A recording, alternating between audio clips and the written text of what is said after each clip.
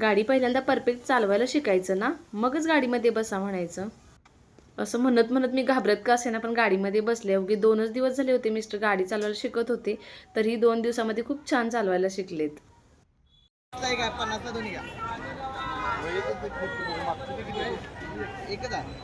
गाडीतून फक्त फेरी मारण्यासाठी आलो होतो. मग म्हटलं तसंच भाजी पण घेऊन जाऊन भाजी घेण्यासाठी भाजी मार्केटमध्ये आलेलो आहोत. भाजी घेऊन घरी आलो तर वेदूला पाहिजे होते हे स्वीटकॉर्न. ते त्याला बनवून दिले आणि त्याला थोडंसं भरवत होते. घरात भरवता त्याचं बघा 2 घास खातो, इकडे तिकडे पळतो. मग म्हटलं त्याच्या मागे लागण्यापेक्षा मीच खाऊन घेतलं.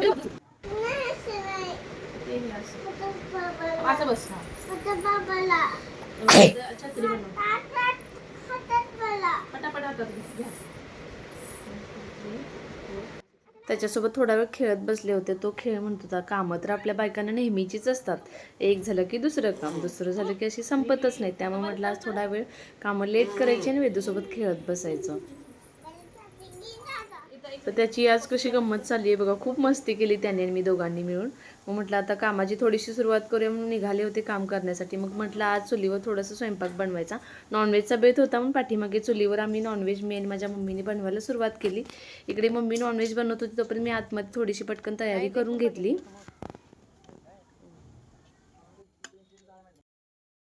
तर अशा पद्धतीने सगळं जेवण तयार झालेलं आहे. आतमध्ये सगळे जेवणाची वाट बघत आहेत. चला मग मी सगळ्यांना तोपर्यंत ताटं करून घेते.